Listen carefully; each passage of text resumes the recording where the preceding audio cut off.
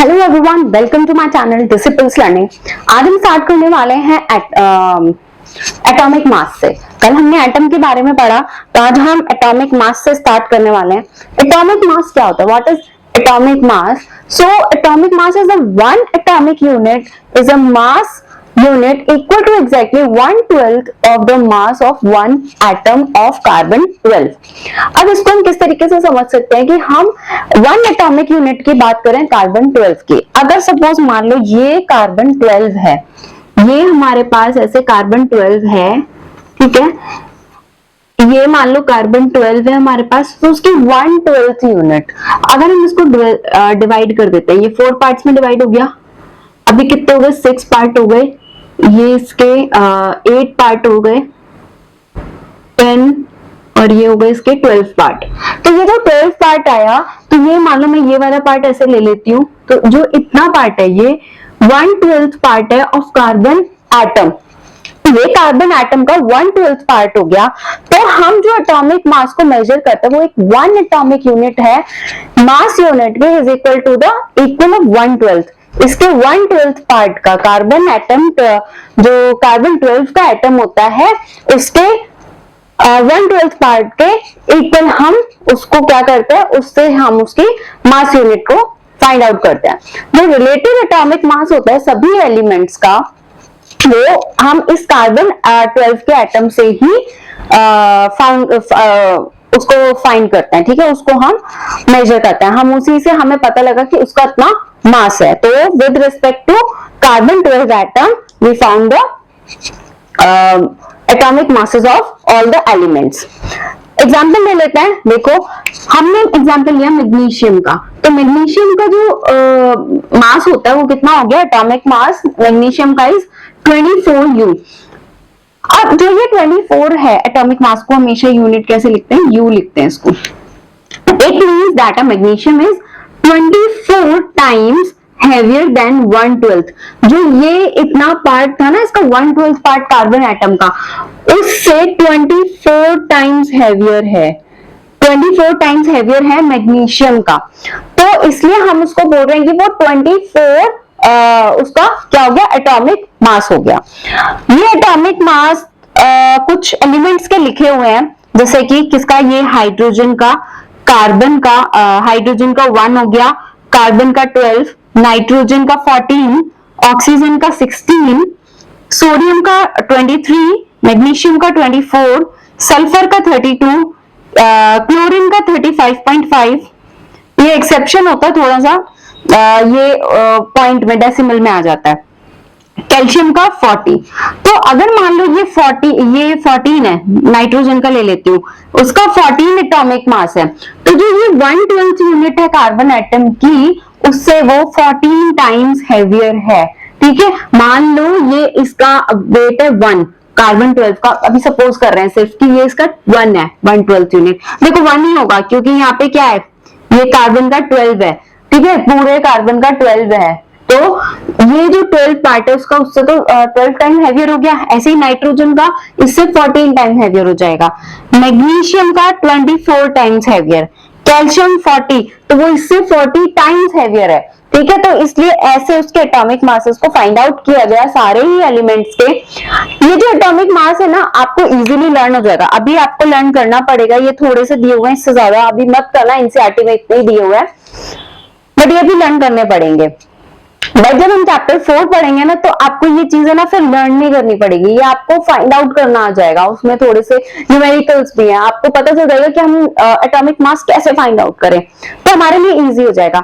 Ideally देखा जाए ना, तो ये दोनों चैप्टर थोड़ा सा मिक्सअप करके पढ़े तो ज्यादा अच्छे से समझ में आएगा। बट मिक्सअप इसलिए नहीं किया क्योंकि एनसीईआरटी में अलग अलग दिया है, तो आपके लिए थोड़ा इजी रहेगा अगर मैं एक ही चैप्टर को लेके चलूं। मैं दोनों चैप्टर के टॉपिक्स को मिक्स कर दूंगी, तो वो थोड़ा सा कंफ्यूजन क्रिएट कर देता है कभी कभी बच्चों के लिए। तो क्या हो जाता है कि ये एटॉमिक मास थोड़े से हैं, लर्न करने पड़ेंगे। नेक्स्ट चैप्टर में ना एक टेबल दी हुई है, नेक्स्ट चैप्टर में जो टेबल दी हुई है ना, उसमें इसके एलिमेंट के सिंबल, उसके एटॉमिक नंबर, एटॉमिक मास, सब कुछ दिया हुआ है। तो जब वो टेबल आपको अच्छे से समझ में आ जाएगी ना, तो ज्यादा कुछ लर्न करने की जरूरत नहीं पड़ेगी। और उसको भी मैं ट्रिक भी बता दूंगी, जब हम चैप्टर पढ़ेंगे तो उसको लर्न करने की ट्रिक भी बता देंगे, ठीक है। अभी तो इसी तरीके से याद करना पड़ेगा आपको। उसके बाद क्या आ जाता है, ये एटॉमिक मास हो गए, एटॉमिक मास हमने पढ़ लिया, ये कुछ एलिमेंट्स के एटॉमिक मास हो गए हैं। नाउ मॉलिक्यूल, मॉलिक्यूल क्या होता है, जब हमने एलिमेंट पढ़ा, एटम पढ़ा, एटम क्या छोटी यूनिट है, स्मॉलेस्ट पार्टिकल है किसी भी एलिमेंट का, मैटर का, ठीक है। तो मॉलिक्यूल क्या है, जब एटम एटम एटम मिलके, मतलब दो या उससे ज्यादा एटम्स मिलके एक कंपाउंड बना लेते हैं, तो हम उसको क्या बोल रहे हैं, उसको हम बोलते हैं मॉलिक्यूल। तो मतलब जब बहुत सारे एटम मिलके, दो एटम मिल गए या एक एटम है, उसे तो एक है, हमने बोला एक है, ये मान लो 1 है, ये एटम, अब 2 आ गए साथ में, तो क्या हो गया, मॉलिक्यूल। अब एक और साथ में आ जाएगा तो मॉलिक्यूल, एक और साथ में आ जाएगा वो भी मॉलिक्यूल, तो वो मॉलिक्यूल होता है। हो सकता है कि सेम एलिमेंट के एटम्स मिलके मॉलिक्यूल बनाए, या फिर डिफरेंट एलिमेंट्स के जो एटम होता है वो मिलके मॉलिक्यूल बनाए, कंपाउंड, उनको हम बोलते हैं कंपाउंड। सपोज एग्जांपल ले लेते हैं, कैसे, सेम के ऑक्सीजन ऑक्सीजन, ऑक्सीजन ऑक्सीजन मिलके क्या बना, O2 बन गया, तो ये भी एक मॉलिक्यूल हो गया, ठीक है। सपोज Na और Cl, ये मिलके क्या बना, NaCl, तो ये भी मॉलिक्यूल हो गया। बट इसमें क्या देखो, OO सेम एलिमेंट के atoms, sodium chlorine different elements के एटम, तो सेम भी हो सकते हैं, डिफरेंट भी हो सकते हैं, डजंट मैटर, मॉलिक्यूल बन जाएगा, ठीक है। मॉलिक्यूल्स ऑफ एटम क्या होता है, जो मॉलिक्यूल्स ऑफ एटम एलिमेंट्स होते हैं, यहाँ एलिमेंट्स की बात की अभी मैंने, तो एलिमेंट्स किसी पर्टिकुलर एलिमेंट के हैं, ठीक है। तो मान लो ऑक्सीजन के, तो वो सेम टाइप के मिलके वो वाले मॉलिक्यूल बनाएंगे, तो constitute by the same type of atom. मतलब यहाँ पे एलिमेंट की, एक पर्टिकुलर एलिमेंट की बात हो रही है। अगर ऑक्सीजन के मॉलिक्यूल की बात हो रही है तो वो ऑक्सीजन का ही मॉलिक्यूल होगा, ठीक है। उसमें जो एटम्स होंगे वो ऑक्सीजन के होंगे, नाइट्रोजन के नहीं हो सकते, सोडियम के नहीं हो सकते, क्योंकि हम एक पर्टिकुलर एलिमेंट की बात कर रहे हैं। सपोज ऑक्सीजन क्या है, तो oxygen oxygen is O2, oxygen oxygen oxygen O3, तो वो क्या हो जाएगा, ओजोन हो जाएगा। तो सेम टाइप के जो अगर एलिमेंट है, तो एटम एलिमेंट है किसी एक, अगर हम किसी एक पर्टिकुलर एलिमेंट की बात करें कि उसका मॉलिक्यूल, सपोज मैंने बोला फास्फोरस का मॉलिक्यूल, तो फास्फोरस फास्फोरस फास्फोरस फास्फोरस ये ही मिलकर क्या बनाएगा, मॉलिक्यूल बनाएगा, कोई और उसमें नहीं आ सकता, ठीक है। Molecule of many elements are made up of only 1 atom. कुछ एलिमेंट्स ऐसे होते हैं जिनमें कि 1 एटम ही होता है, एक ही एटम मिलके वो उसका मॉलिक्यूल बना लेगा, जैसे कि आर्गन का, हीलियम का। इन एलिमेंट्स के जो मॉलिक्यूल होते हैं वो एक ही उससे बने होते हैं, एक ही एटम से बने होते हैं। उसके बाद आ जाता है टॉपिक एटॉमिसिटी। एटॉमिसिटी क्या होता है, एटॉमिसिटी मतलब कि कितने उसमें एटम्स हैं, ठीक है, वो उसकी एटॉमिसिटी हो जाती है। The number of atom constituting a molecule, कितने एटम है एक मॉलिक्यूल में, उसको हम बोल रहे हैं एटॉमिसिटी।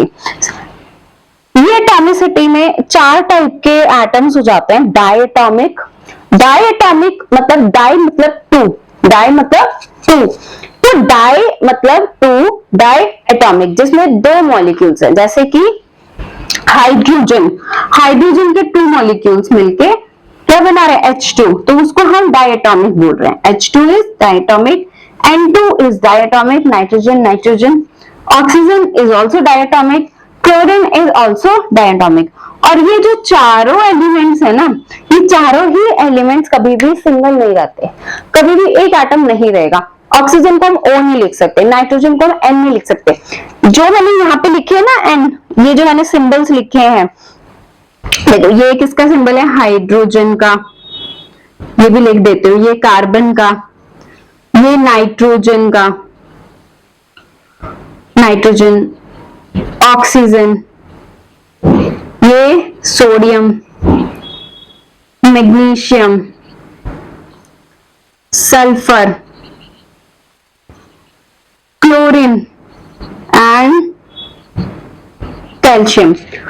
ये जो मैंने यहाँ पे M यूज किया है वो जस्ट मैंने सिंबल यूज किया है, अभी मैं उसका सिंबल यूज कर रही हूँ, मैं उसको उसकी फॉर्म में लिख नहीं रही हूँ, सिर्फ जस्ट सिंबल यूज कर रही हूँ।